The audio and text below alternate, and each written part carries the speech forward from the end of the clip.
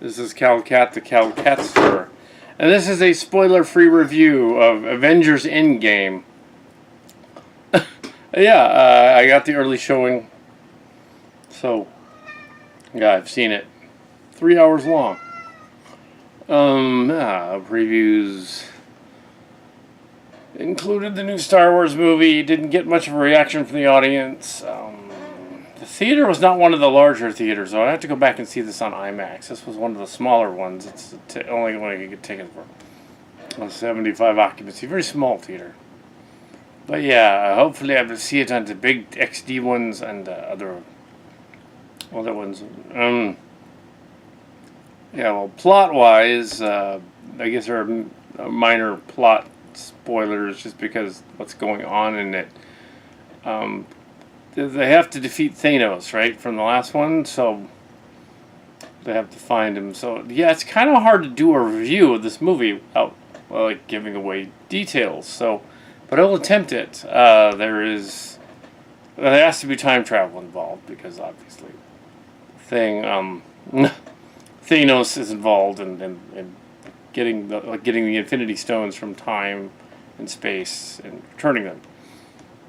Might be involved. The main characters appear to be Hawkeye, Captain America, Iron Man, and Hulk, Banner, and Thor, and they all play slightly different off-type characters than they played in the original. We also have Captain America and a little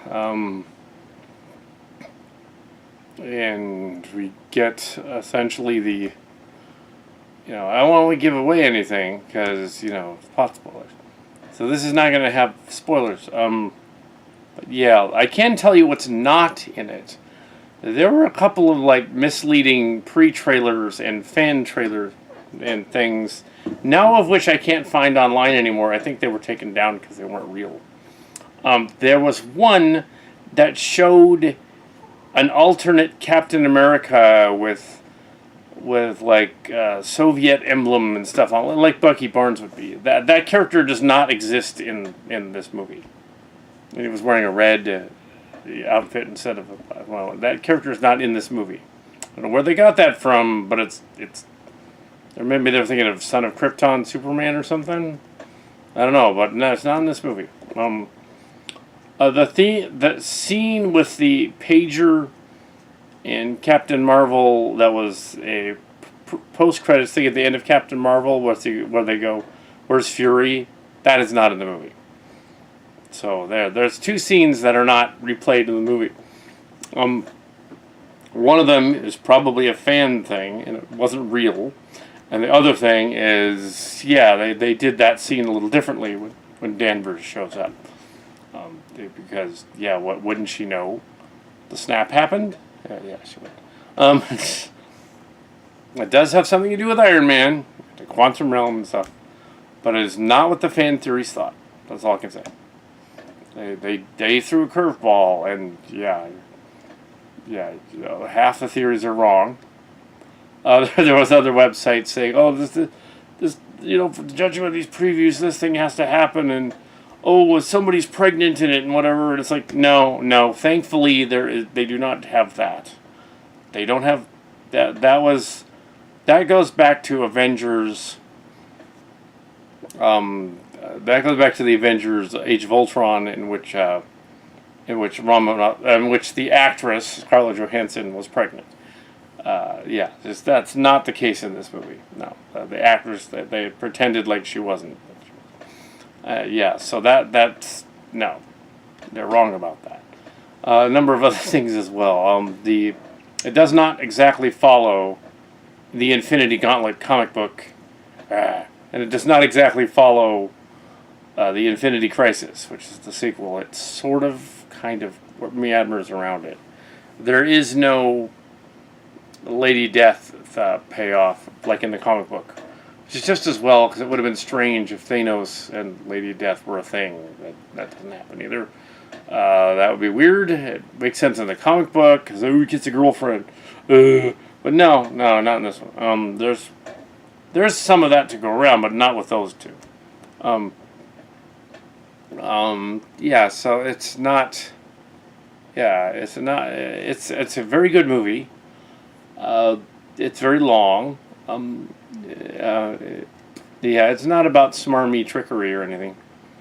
The jokes seem to land. It's one of the darker ones, but it's not nearly as dark as a DC movie. It does have heart and comic timing. It's the Russo brothers, and so yeah, I kind of expect that. But I think it works on multiple levels. It gives you a story arc for each character, Captain America and Hulk and some of the others especially.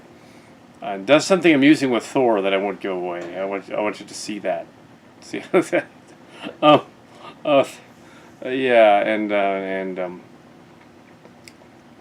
so yeah, yeah, it's not like the cartoon either. Exactly, the cartoon already went there. They had an Avengers cartoon where they did the Infinity War Gauntlet, more like the Infinity Gauntlet cartoon. It was a little different than that. Yeah, so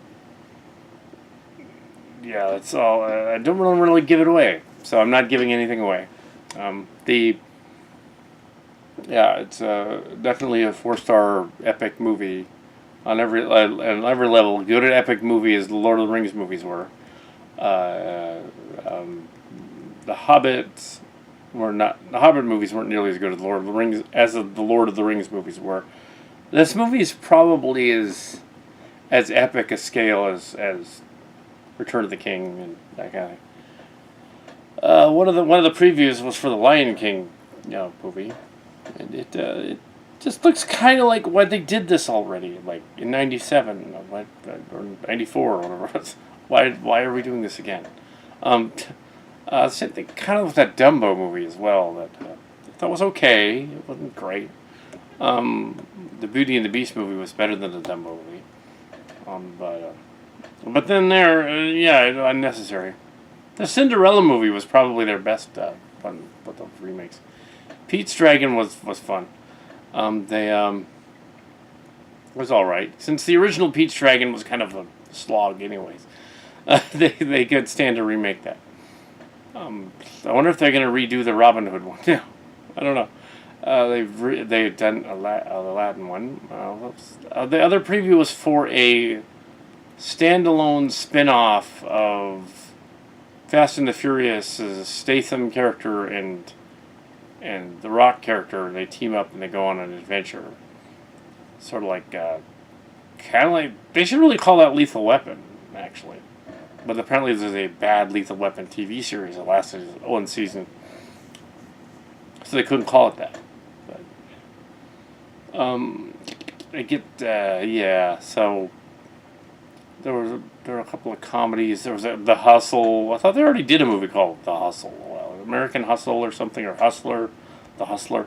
Not the Hustler, as in the con artist. Yeah. And, yeah, that's a comedy movie. Some other comedy movie was also playing on it. It's kind of odd. Yeah, so yeah, this is a spoiler-free review. I don't want to give anything away. So, yeah, so you have your main cast with story arcs that are actually developed, and they're in a universe where the snap happened, and they have to make things right. It's later on. They have to also keep what they've lost, sort of thing. It's an interesting premise.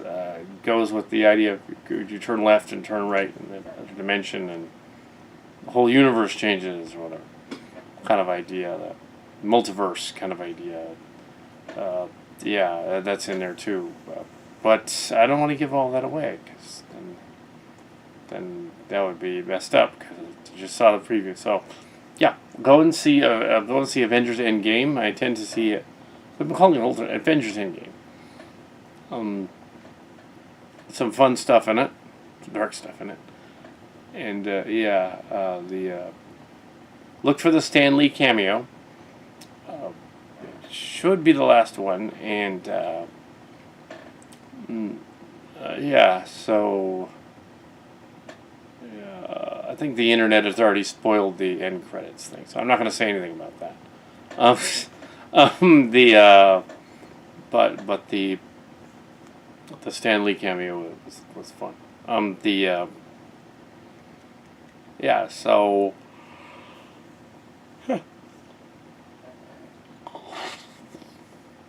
Mm. And multiple Calcat endings during several sequences. But yes.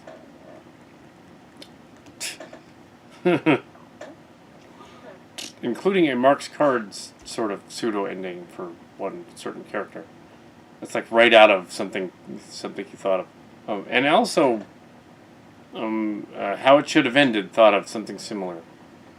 Of course, they were kind of going for the comic book a little bit for that, but that didn't give away anything. So, one particular character didn't give. I just better end the review before I give away any spoilers, because yeah, they dissed on Back to the Future. Anyway, so well, paradox being what it is. Yeah. Anyways.